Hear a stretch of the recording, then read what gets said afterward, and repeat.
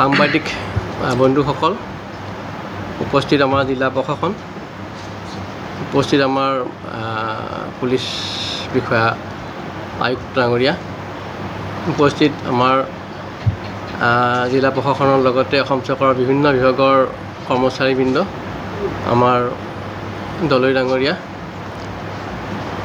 এইবেলি অম্বুবাচী মহাযুগৰ কাৰণে আমি বিশেষ কিছুমান ৰীতি নিয়ম আমি ৰাখিছোঁ। এতিয়া আমি গোটেইখিনি আপোনাৰ লগত ব্যক্ত কৰিম। লগতে আমাৰ অসম চৰকাৰৰ জিলা প্ৰশাসনৰ পৰাও কিছু ব্যৱস্থা ৰাখিছে, সবিশেষ আপোনালোকৰ ওচৰত জ্ঞাত আছে, তেওঁলোকেও ফালৰ পৰা জনাব। এইবেলি আমাৰ অম্বুবাচী মহাযুগ 2025 বৰ্ষৰ অহা 22 জুন তাৰিখে দিনৰ 2:56 যোৱাৰ লগে লগে প্ৰবৃত্তি হ'ব। অৰ্থাৎ 22 জুনৰ দিনাখন 2:56 মন্দিৰৰ দুৱাৰ বন্ধ হ'ব। আমাৰ এটা পৰম্পৰা আছে, 3 দিনলৈকে আমাৰ মাৰ দুৱাৰ বন্ধ থাকে। 23, 24, 25 3 দিন বন্ধ হ'ব। আৰু 26 তাৰিখে ৰাতিপুৱাই আমাৰ যিখিনি নিত্য কৰ্তব্য, অৰ্থাৎ দেৱীৰ স্নান পৰ্বৰ পৰা পূজা আদি যিখিনি হ'ব, সেইখিনি সমাপন কৰাৰ পাছত আমি তীৰ্থযাত্ৰীৰ কাৰণে দুৱাৰ মুকলি কৰি দিম। আৰু সকলোখিনি সৰ্বসাধাৰণ তীৰ্থযাত্ৰীয়ে দিনাখন 26 তাৰিখে মাৰ দুৱাৰ আহি দৰ্শন ব্যৱস্থা গ্ৰহণ কৰিব পাৰিব। 26 তাৰিখ, 27 তাৰিখে আমাৰ অকল সৰ্বসাধাৰণ যাত্ৰীয়ে দৰ্শনৰ সুবিধা পাব। কোনো ধৰণৰ VVIP দৰ্শনৰ ব্যৱস্থা বন্ধ থাকিব। আকৌ 28 তাৰিখৰ পৰা আমি পুনৰাই আমাৰ যিটো দৈনন্দিন ছিষ্টেম, এই দৈনন্দিন ছিষ্টেমতে দৰ্শনৰ সুবিধা পাব। 26 আৰু 27 তাৰিখে অকল সৰ্বসাধাৰণ যাত্ৰীয়েহে দৰ্শন ব্যৱস্থা পাব।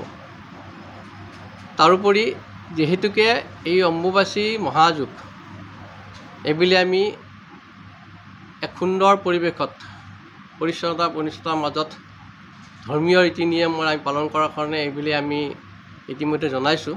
এই ক্ষেত্ৰত আমাৰ অসম চৰকাৰ প্ৰশাসনৰ পৰা সহযোগিতা আগবঢ়াইছে। এইবেলি অকল আমাৰ অম্বুবাচী মহাযুগৰ সময়ত শান্তিপূৰ্ণভাৱে, অৰ্থাৎ কোনো ধৰণৰ ঢোল ঢাকৰ নবজায়, কোনো ধৰণৰ হুলস্থুলীয়া পৰিৱেশত যাতে মেলাখন নহয়, সেই উদ্দেশ্যে হাতত ৰাখি আমি এইবেলি লৈছোঁ। যিহেতুকে অম্বুবাচী মহাযুগটো এতিয়া শান্তিপূৰ্ণভাৱে পালন কৰা উৎসৱ। পৃথিৱীৰ সূৰ্যৰ মিথুন ৰাশিৰ আদ্য নক্ষত্ৰৰ সংযুক্তৰ সময়ত অম্বুবাচীৰ প্ৰবৃত্তি হয়। আৰু সেই সময়ছোৱাৰ পৰা 3 দিনলৈকে দেৱী ৰজস্বলা হয় বুলি আমাৰ এটা মান্যতা আছে। আৰু সেই সময়খিনি এটা ধ্যান ধাৰণাৰে সময়। আজি কিছু বছৰৰ পৰা আমি পৰিলক্ষিত কৰিছিলোঁ এটা হুলস্থুলীয়া পৰিৱেশ, অৰ্থাৎ মেলাসদৃশ পৰিৱেশৰ সৃষ্টি কৰিছিলে। সেইটো আমি এইবাৰ আঁতৰাই আমি প্ৰশাসনৰ ফালৰ পৰা, অসম চৰকাৰৰ ফালৰ পৰা সহযোগিতা বিচাৰিছোঁ। 22 তাৰিখৰ পৰা এইবাৰ 2025 বৰ্ষৰ অম্বুবাচী মহাযুগ 22 তাৰিখে দুপৰীয়া প্ৰবৃত্তি হ'ব আৰু 26 তাৰিখে ৰাতিপুৱা নিবৃত্তি হ'ব। আৰু সেই ক্ষেত্ৰত যিখিনি ধৰ্মীয় দিশৰ কথা আছে, সেই কথাখিনি আমাৰ ইতিমধ্যে দলৈ মহোদয়ে আপোনালোকক অৱগত কৰিছে। এইবাৰ আমাৰ অম্বুবাচী মহাযুগৰ ক্ষেত্ৰত আমি আগতকৈও বেছি মনোযোগ দিবলগীয়া হৈছে আৰু আগতকৈও বেছি আমি ডিটেইলত গৈ আমি কিছুমান ব্যৱস্থা কৰিবলগীয়া হৈছে। তাৰ কেইটামান কাৰণ হ'ল যে যোৱা কেইবছৰত অম্বুবাচীলৈ অহা ভক্তৰ সংখ্যা সাংঘাতিক ধৰণে বৃদ্ধি পাইছে। যোৱা 2 বছৰত বিশেষকৈ 23-24 লাখতকৈও মানুহ, 23-24 লাখৰ পৰা 27 লাখৰ ভিতৰত ইয়ালৈ ভক্ত আহিছে 7 দিনৰ ভিতৰত। গতিকে এনেকুৱা এটা ইয়াত উদুলি মুদুলি পৰিৱেশ হয় আৰু এনেকুৱা এক বিশাল জনসমাগম হয়। আৰু আমাৰ পাহাৰটো বা আমাৰ ৰাস্তা সৰু ঠেক। আৰু তাৰ লগতে এইবাৰ আমাৰ প্ৰকৃতিয়েও আমাক এটা নতুন ৰূপ দেখুৱাইছে। আমাৰ এটা ভূমিস্খলনৰ সমস্যা হৈ আছে।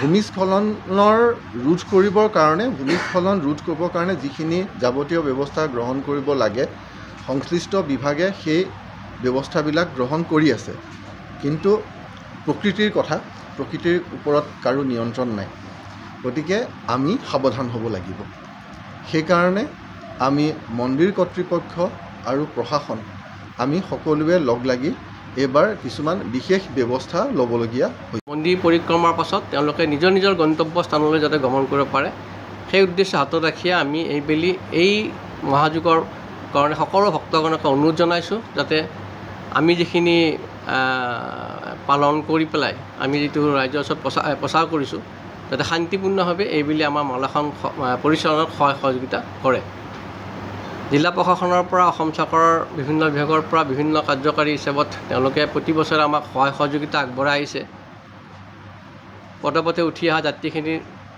তেওঁলোকৰ সুৰক্ষাৰ কাৰণে তেওঁলোকৰ ফালৰ পৰা যিখিনি কৰণীয় বা তেওঁলোকৰ ফালত যিখিনি ক'বলগীয়া আছে তেওঁলোকে বিতংভাৱে আপোনালোকক জনাব মই তেখেতসকলক অনুৰোধ জনাইছোঁ যাতে আপোনালোকৰ গোটেইখিনি ব্যৱস্থা কৰে কামাখ্যাৰ তোৰণৰ পৰা তাৰ পৰা আৰু পুৱা 5 বজাৰ পৰা 6 বজাৰ ভিতৰতহে ভক্তসকল ওপৰলৈ আহিব পাৰিব সেই কথাটো এইবাৰৰ আমাৰ অম্বুবাচীৰ আটাইতকৈ গুৰুত্বপূৰ্ণ কথা গতিকে যিসকল ভক্ত আহিব খোজে তেওঁলোকে 6টা বজাৰ আগতে আহি সেই তোৰণ পাৰ হ'ব লাগিব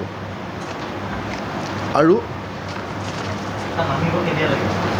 6টা আগতে আহি গ'লে আমি তেওঁলোক অহাৰ পাছত তেওঁলোকক ওপৰলৈ উঠি আহি তেওঁলোকে যেতিয়া পৰিক্ৰমা কৰি নামি যোৱাৰ যিখিনি সময় লাগে যদি সেইটো হৈ যায় আমি ভাবিছোঁ যে মানে সেইটো কোনেও ইচ্ছা কৰি ৰৈ যাব নোৱাৰে যেতিয়া ভক্ত এজন সেই তোৰণ পাৰ হ'ব তেওঁ এটা লাইনত সোমাই গ'ল তেওঁ শাৰীত সোমাই গ'ল গতিকে তেওঁৰ শাৰীটো এটা নিৰ্দিষ্ট গতিত গৈ সেই শাৰীটো আকৌ পুনৰ ঘূৰি আহি তেওঁলোকে ওলাই যাব লাগিব গতিকে যিফালেদি ওলাই যাব সেই সময়খিনি 3 ঘণ্টামানৰ ভিতৰত কমপ্লিট হৈ যাব বুলি আমি ভাবিছোঁ বা 3 ঘণ্টা বা মেক্সিমাম 4 ঘণ্টাৰ ভিতৰত নহয় আমিতো তাতকৈ আগতে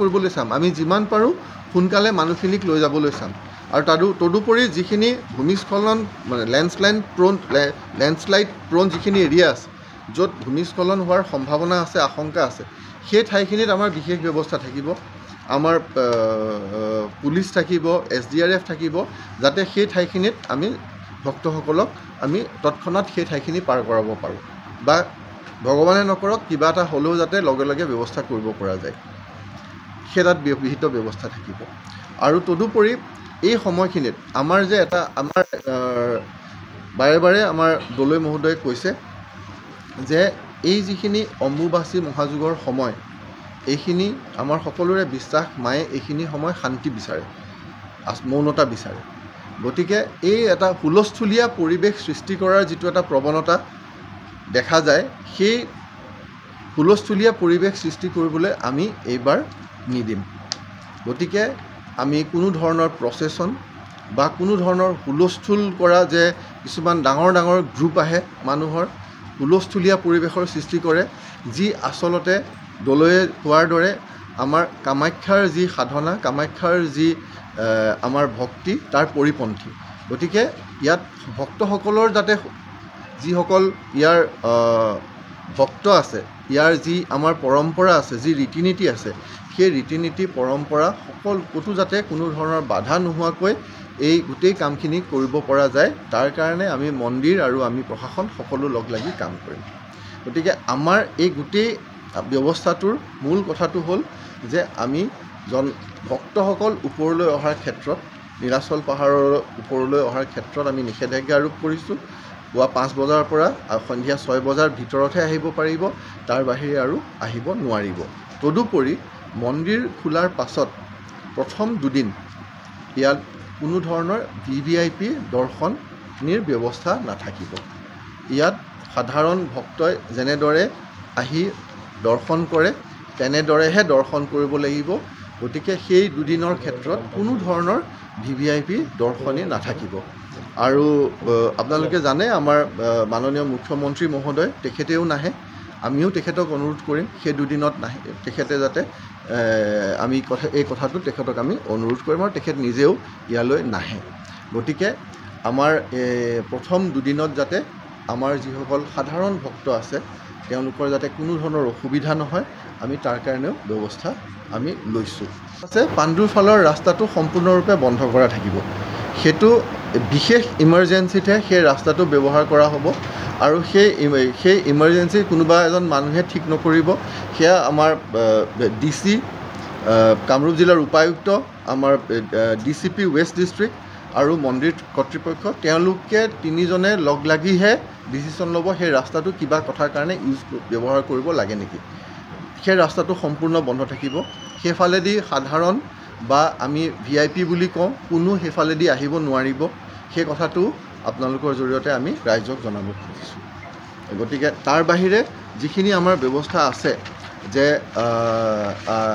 বিশেষকৈ গাড়ী আৰু বাছ লৈ অহা খোজকাঢ়ি অহা ক'ত পাৰ্কিং ৰাখিব ক'ত পাৰ্কিঙৰ ব্যৱস্থা হ'ব সেই গোটেই সবিশেষখিনি আমি আপোনালোকক এখন লিখিত প্ৰেছ বিজ্ঞপ্তি দিম আপোনালোকক আমি অনুৰোধ কৰিছোঁ আপোনালোকে যাতে সেই গোটেই কথাখিনি ৰাইজৰ জ্ঞাতাৰ্থে প্ৰকাশ কৰে আৰু আমি এডভাৰটাইজমেণ্টটো দিম আৰু আমি সৰু সৰু আপোনালোকক ক্লিপো বনাই দিম যাতে আপোনালোকৰ মাধ্যমৰ জৰিয়তে সেইখিনি দেখুৱাই থাকিব পাৰে ৰাইজৰ জ্ঞাতাৰ্থে তেওঁলোকে যিহেতু আজি বহু বছৰ ধৰি কেইবাবছৰ ধৰি আপোনালোক এই সংবাদ জগতৰ লগত জড়িত হৈ আছে আপোনালোকে জানে যে সদায় ইয়াত যিখন প্ৰেছ মিট হয় সেই প্ৰেছ মিটখন সদায় বেলেগে হয় যোৱা বছৰো মন্দিৰে কৰিছে প্ৰশাসনে কৰিছে এই বছৰ প্ৰথমবাৰৰ কাৰণে আমি সকলোৱে লগ লাগি আমি দলৈ মহোদয়ক ইয়াক মুখ্য কৰি লৈ মন্দিৰৰ সকলোকে আমি একেলগে আহি আমি আপোনালোকক প্ৰেছ ব্ৰিফিং দিবৰ কাৰণে আহিছোঁ কাৰণ আপোনালোকৰ জৰিয়তে আমাৰ এই যিখিনি ব্যৱস্থা সেইখিনি ৰাইজৰ মাজলৈ যাব লাগিব প্ৰথম কথা হ'ল ভূমিস্খলনৰ ক্ষেত্ৰত ইয়াত আগতে দুটামান ঘটনা হৈ গৈছে আৰু সেই ঘটনাকেইটা কিবাকিবি গৈ হেণ্ডেল কৰা হৈছিলে কিন্তু এতিয়াও ভূমিস্খলনৰ ভয়াৱহতাটো আছে গতিকে আমি কোনো ভক্ত বা কোনো ৰাইজৰ জীৱন আমি বিপদাপন্ন কৰিব নোৱাৰোঁ সেইকাৰণে এইবাৰ আমি সকলোৱে লগ লাগি এইটো আমাৰ সিদ্ধান্ত যে আমি নীলাচল পাহাৰলৈ জনসমাগমৰ ক্ষেত্ৰত আমি কিছু নিয়ন্ত্ৰণ আনিম পুৱা 5 বজাৰ পৰা সন্ধিয়া 6 বজালৈহে আমি ভক্তসকলক নীলাচল পৰ্বতত উঠিবলৈ দিম পুৱা 5 বজাৰ পৰা মানে 22 তাৰিখৰ পৰা পুৱা 5 বজাৰ পৰা সন্ধিয়া 6 বজালৈ এই সময়খিনিৰ ভিতৰতহে ভক্তসকল নীলাচল পৰ্বতত উঠিব পাৰিব আমাৰ যিখন কামাখ্যাৰ মুখ্য দুৱাৰ আছে প্ৰৱেশ পথ য'ত প্ৰৱেশ দুৱাৰ আছে তোৰণ আছে সেই তোৰণখন কামাখ্যা ফুটিলছ কয় কামাখ্যাৰ পাদদেশত যিখন আমাৰ তোৰণ আছে সেই তোৰণৰ পৰা খোজকাঢ়ি আহিব লাগিব আৰু তালৈ বাছ বা বেলেগ কমাৰ্চিয়েল ভেহিকুলেৰে কেনেকৈ আহিব তেওঁলোকে নিজে চলোৱা গাড়ী বা কাৰোবাৰ আনে চলাই অনা গাড়ীত অহা মানুহ কেনেকৈ আহিব আমাৰ সেই বিতং যিখিনি আমাৰ ইনফৰমেশ্যন আছে সেই গোটেইখিনি আমি ষ্টেটমেণ্ট আকাৰে আমি যেনেকৈ ট্ৰেফিকৰ পৰা সদায় আমি প্ৰকাশ কৰোঁ আমি কৰিম সকলোৰে জ্ঞাতাৰ্থে আমি আইডেণ্টিফাই কৰিছোঁ আৰু আইডেণ্টিফাই কৰি ইতিমধ্যে কৰিছোঁ আমি মই নিজেও গৈছোঁ আৰু তাত তেওঁলোকক আমি ৰখাৰ ব্যৱস্থা কৰিম আমি বিশেষকৈ আপুনি ওপৰলৈ আহোঁতে দেখিছে চাগে প্ৰশান্তি লজ পাৰ হোৱাৰ পাছত সেই অঞ্চলটো আছে তাত আমি ৰাখি দিম ব্যৱস্থা কাৰো কাৰণে নাথাকে ফেৰী কাৰৰ ব্যৱস্থাত যদি যিখিনি আমাৰ অন ডিউটি থাকিব কামাখ্যা নীলাচল পৰ্বতত যিখিনি মানুহ থাকে নীলাচল পৰ্বতৰ যিসকল বাসিন্দা আছে তেওঁলোকৰ অহা যোৱাৰ কাৰণে এটা ব্যৱস্থা থাকিব আৰু তাৰ বাহিৰে যিখিনি এছেঞ্চিয়েল ছাৰ্ভিচৰ কাৰণে যিটো ব্যৱস্থা থাকিব লাগে সেইখিনি থাকিব তাৰ বাহিৰে কোনো ধৰণৰ নাথাকে মানে ইয়াৰ মূল কথাটো হ'ল যে কোনো ধৰণৰ VIP ব্যৱস্থা ইয়াত নাথাকে যিখিনি নহ'লে নহয় কামাখ্যা পাহাৰত থকা নীলাচল পৰ্বতত থকা যিখিনি মানুহ তেওঁলোকে অহা যোৱা কৰিব লাগিব গতিকে তেওঁলোকৰ কাৰণে যিখিনি ব্যৱস্থা কৰিব লাগে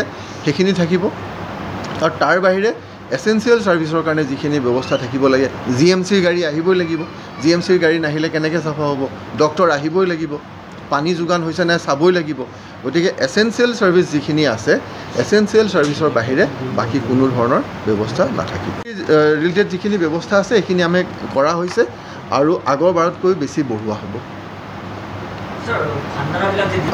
ভাণ্ডাৰাবিলাকৰ যিটো ব্যৱস্থা সেইখিনি আমাৰ DC বিশেষ অনুৰোধ এইটো, আপোনালোকে অনুগ্ৰহ কৰি এই কথাটো ৰাইজক মাজলৈ লৈ যাব যে ভক্তসকল পুৱা 5 বজাৰ পৰা সন্ধিয়া 6 বজালৈহে আহিব পাৰিব। কোনো ধৰণৰ প্ৰচেছন এলাউ নহয় আৰু আমি কোনো ধৰণৰ VIP দৰ্শন ইয়াত নাথাকে আৰু কোনো ধৰণৰ ফেৰী কাৰ ইয়াত নাথাকে। আৰু তদুপৰি হয় আমাৰ সেই গোটেইখিনি আমাৰ যিখন প্ৰেছ বিজ্ঞপ্তি থাকিব আমি তাত দি দিম সেইখিনি। জোতা চেণ্ডেল ক্ষেত্ৰত কথাটো হ'ল কি, জোতা চেণ্ডেল ৰখাৰ ইয়ালৈ 25 লাখ 27 লাখ মানুহ আহে। 25 লাখ 27 লাখ জোতা চেণ্ডেল ৰখাৰ ব্যৱস্থা আপুনি ক'তো নাপায়। কিন্তু তথাপি ইয়াত আমাৰ মন্দিৰ কৰ্তৃপক্ষই যথেষ্টখিনি ব্যৱস্থা কৰে আৰু এইবাৰ আগৰ বাৰতকৈও বেছি ব্যৱস্থা কৰিব। আৰু সেই কথাটো হ'ল আচলতে ভক্তজনৰ নিজৰ ওপৰত কথা। আমি যদি যেতিয়া মন্দিৰলৈ যাওঁ, আমি যিখন গাড়ীত যাওঁ তাতেই জোতা চেণ্ডেল খুলি নামো, আমি বাহিৰলৈ নানোৱেই। আমি যেতিয়া মন্দিৰলৈ আহিছোঁ আৰু জোতা পিন্ধি আমিতো মাৰ আগত ভগৱানৰ আগততো আৰু যাবলগীয়া কথাই নাই। গতিকে সেই কথাখিনি মানুহৰ নিজৰ উইজডমৰ ওপৰতো কথা। এণ্ড লগতে আমাৰ মন্দিৰ কৰ্তৃপক্ষই আগৰ বাৰতকৈ বেছি ব্যৱস্থা কৰিছে। আমি তেনেকুৱা যিকোনো ধৰণৰ ঘটনা ৰোধ কৰিবৰ কাৰণে আমি যিমান পাৰোঁ সিমান চেষ্টা কৰিম আৰু আগতকৈও আমি এবাৰ ছিকিউৰিটি আৰু কটকটীয়া কৰিম। মেঘালয় উজোৱা পথটো সুন্দৰকৈ এবাৰ কৰা হৈছে। যিসকল ভক্ত আছে মেঘালয় উজোৱা পথ, এতিয়া আমি ইয়াত সকলোৱে জানে এই 1964 চনলৈকে ৰাস্তা হোৱাৰ আগতে মেঘালয় উজোৱা পথেদিয়ে সকলো আহিছিলে। গতিকে মেঘালয় উজোৱা পথ যিটো আমাৰ পৰম্পৰাগত যিটো পথ, তেওঁলোক দলৈ বা এখেতসকলেও কৈ আছে যে মেঘালয় উজোৱা পথেৰে আহিলে যিটো তাত যিটো সন্তুষ্টি পোৱা যায়, সেই সন্তুষ্টি, সেই মনত যিটো শান্তি পোৱা যায়। গতিকে যিসকল ভক্ত আছে তেওঁলোকে মেঘালয় উজোৱা পথ ব্যৱহাৰ কৰিব পাৰে। তাৰ বাহিৰেও আৰু এটা পথ হৈছে ত্ৰিনাথ মন্দিৰৰ ওচৰেদি, গতিকে সেইটো পথ ব্যৱহাৰ কৰিব পাৰে। আমি ভক্তসকল যেতিয়া য'ত গাড়ীৰ পৰা নামি, এতিয়া আপোনালোক য'ত গাড়ীৰ পৰা নামিছে, নামি পেলাই আপোনালোকে যে ওপৰলৈ উঠি আহে, য'ৰ পৰা আপোনাৰ এইখিনি টাইলখিনি লগোৱা আছে, চিৰি আৰম্ভ হয়, সেইখিনিৰ পৰা প্ৰৱেশ আৰু ইফালৰ পৰা আকৌ ওলাই যাবৰ কাৰণে আমি এবাৰ দুটা ব্যৱস্থা কৰিছোঁ। গতিকে গোটেই কামখিনি যাতে খুব সুকলমে হয়, খুব স্মুথলি হয়, তাৰ কাৰণে আমি ব্যৱস্থাখিনি কৰিছোঁ। কিন্তু ইয়াত আচলতে আমাক গোটেই সহায়খিনি লাগিব ৰাইজৰ পৰা।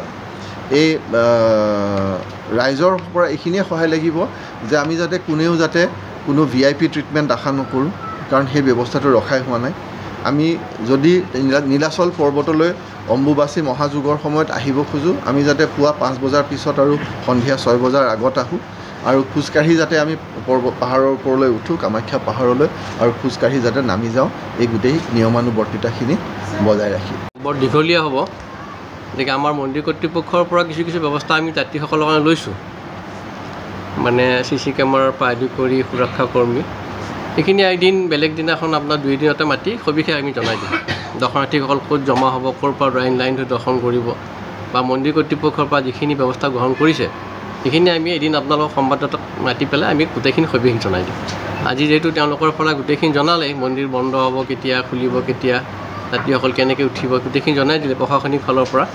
আমাৰ মন্দিৰ কৰ্তৃপক্ষৰ পৰা মেলা কমিটিৰ লগত লগ লাগি যিখিনি ব্যৱস্থা আমি গ্ৰহণ কৰিছোঁ, 2 দিনতে আপোনাক সংবাদদাতা এখন পাতি পেলাই আমি গোটেইখিনি সবিশেষ জনাই দিম। বিশেষকৈ আপোনালোকে অলপ প্ৰচাৰ কৰিব যাতে সমদল, অৰ্থাৎ মানে হুলস্থুলীয়া পৰিৱেশ যাতে সমদল কৰি যাতে নাহে, আৰু বাদ্যযন্ত্ৰ যিটো বজায় সেইটো অৱৰোধ কৰিব।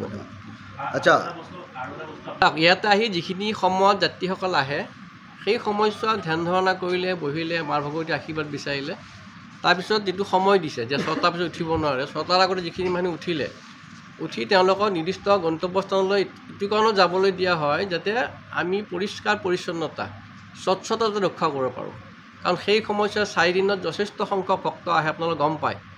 হাতত কিবা প্লাষ্টিকৰ পেকেট, কাগজৰ পেকেট আদি কিবাকৈ ফুল মালা লৈ তেওঁলোকে আহে। সেই আৱৰ্জনাখন যদি আমি 4 দিনলৈকে চাফা কৰিবই নোৱাৰোঁ, সময়ে নাপাওঁ, তেতিয়াহ'লে আমাৰ এটা পৰিৱেশ বিনিষ্ট হৈ যাব।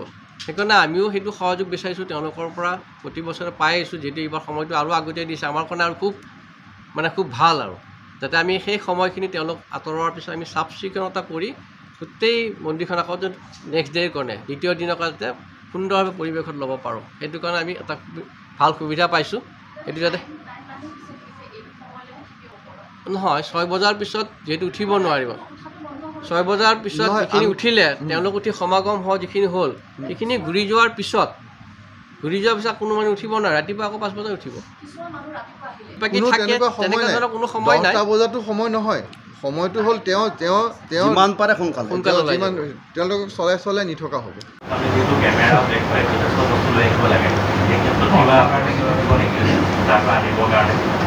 ইয়াততো DSNG ৰাখিবৰ কাৰণেতো জেগা নাই, সেইটোতো জানে। আৰু বেকপেকে লৈ আহিব লাগিব। আৰু এতিয়া আমি এখন গাড়ী আমি কৰি দিম ব্যৱস্থা, কিন্তু এতিয়া মই আহি পালোঁ, এতিয়া আমুক আহি পোৱা নাই, সেইখিনি কথা আমি নিজৰ মাজত কৰি ল'ব লাগিব।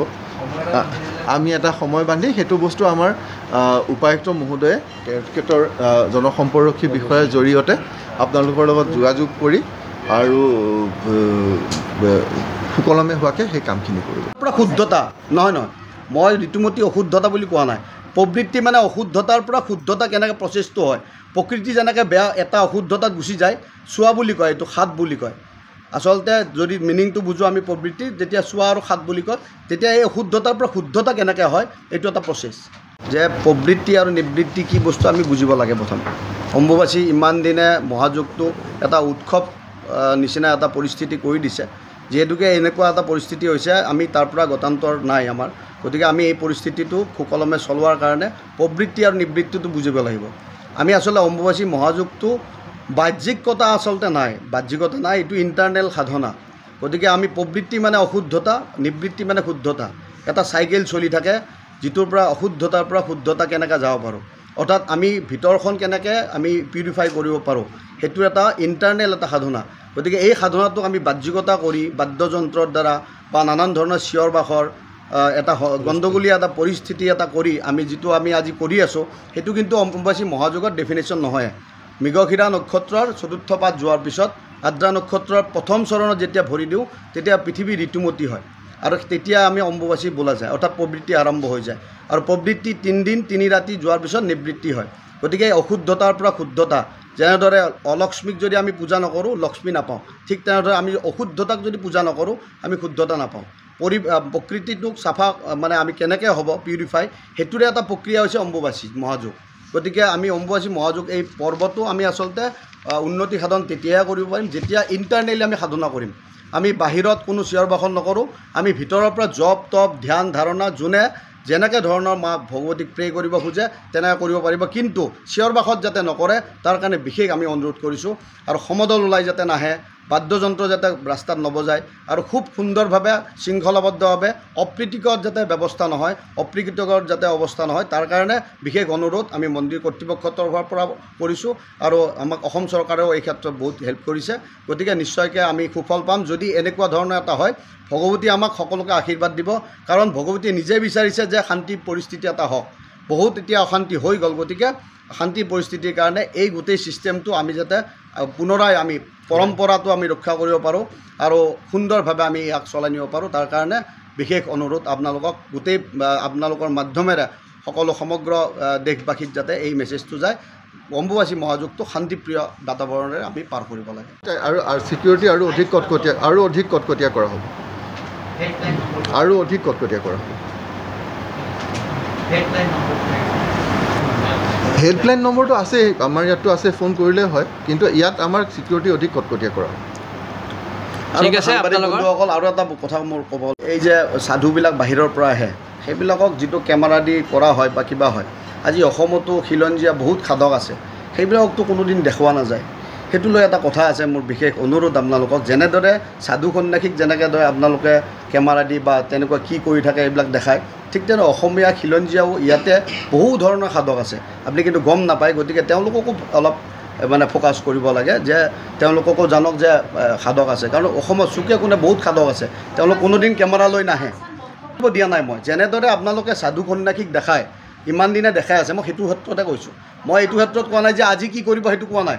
আগতে যে কৰিছিল আপোনালোকে যেনেকৈ কৰিছে ঠিক তেনেদৰে আজি অসমত চুকে কোণে বহুত সাধক আছে, তেওঁলোককো কেমেৰাত আনিব লাগে, সেইটোহে মই কথা কৈছোঁ, যদি তেনেকৈ কৰে। আৰু 16 চনৰ পৰা আমি এতিয়ালৈকে সংখ্যা কমা নাই, বাঢ়িছে। প্ৰতি বছৰে লাখ লাখ বাঢ়ি আছে, 1 লাখৰ পৰা 2 লাখ বাঢ়ি আছে।